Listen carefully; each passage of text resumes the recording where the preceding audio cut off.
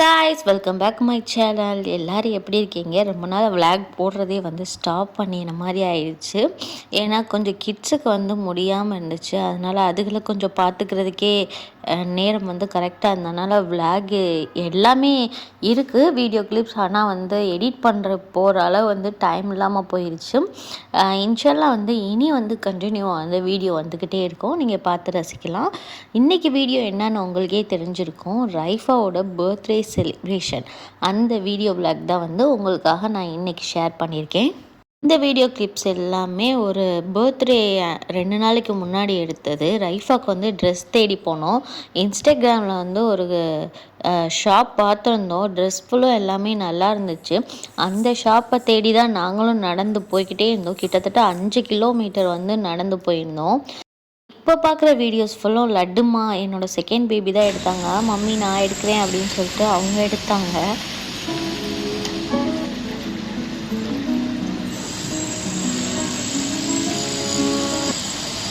எல்லாம் தெரியுதா? அத்தா தெரியுதாங்களா?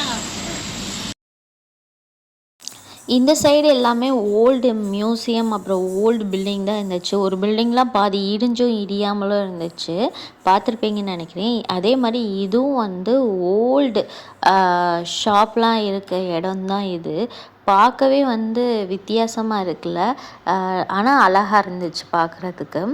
இது ஃபுல்லாக நாங்கள் தேடி போயிட்டு நாங்கள் கடைசியில் இதெல்லாம் தான் பார்த்துட்டு வந்தோம். நாங்கள் போன ஷாப் எங்களுக்கு கடைசி வரைக்கும் கிடைக்கவே இல்லை.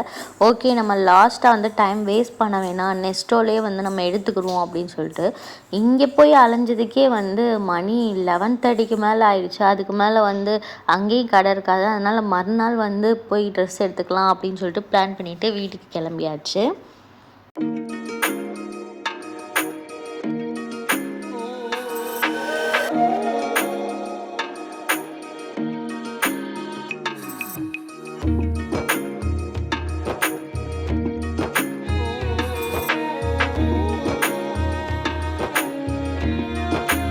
இது பர்த்டே செலிப்ரேஷனோட நாள் எடுத்த கிளிப்ஸ் தான் இதெல்லாம்.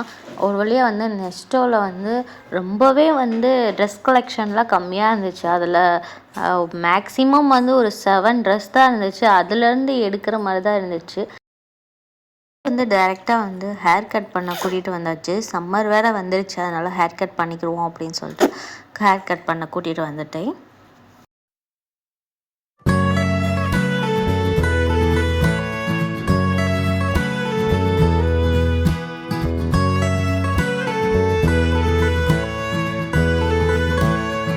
ஹேர் கட் பண்ணிவிட்டு ரெடி ஆகிட்டு அதோட கடைக்கு வந்தாச்சு. கொஞ்சம் கேண்டில்ஸு, அப்புறம் பிரியாணிக்கு தேவையான திங்ஸ் வாங்குறதுக்கு, அப்புறம் பலூன் வாங்குறதுக்கு, இதுக்கெலாம் ஒரு வழியாக கடைக்கு எல்லா திங்ஸ் வாங்கியாச்சு. அடுத்த கிளிப்ஸ் என்னவாக இருக்குன்னா, பர்த்டேக்கு அன்னைக்கான கிளிப்ஸ் தான் ஆட் பண்ணியிருக்கேன்.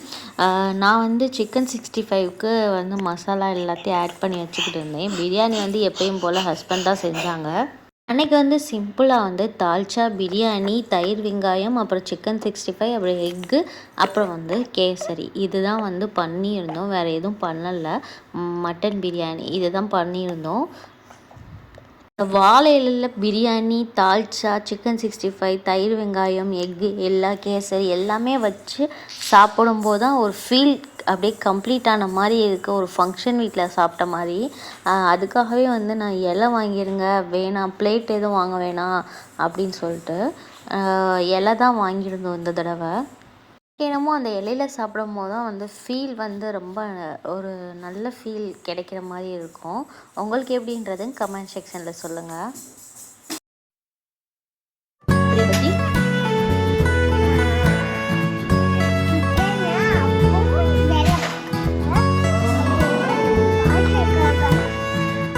லன்ச் நல்லபடியாக செஞ்சு நல்லபடியாக சாப்பிட்டு முடிச்சுட்டு அடுத்து டெக்கரேஷன் ஒர்க் அதுக்கப்புறம் தான் நாங்கள் பண்ணியிருந்தோம்.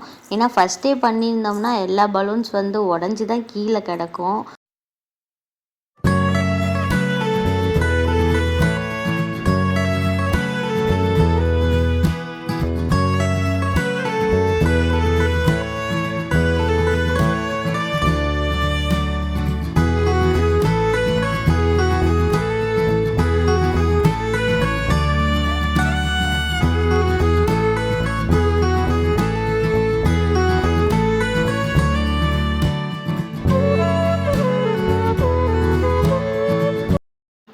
அந்த டைம் வந்துருச்சு. ரைஃபாமோட பர்த்டே வந்து கம்ப்ளீட் ஆக போகுது.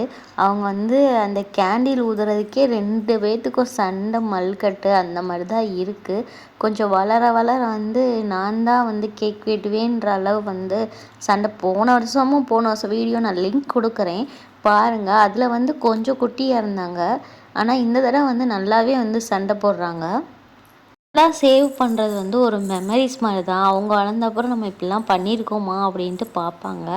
அதுக்காகவே வந்து இந்த மாதிரிலாம் வந்து சேவ் பண்ணி நான் விளாகில் போடுறதுக்கு வந்து கொஞ்சம் ஆர்வமாகவே இருக்கேன்.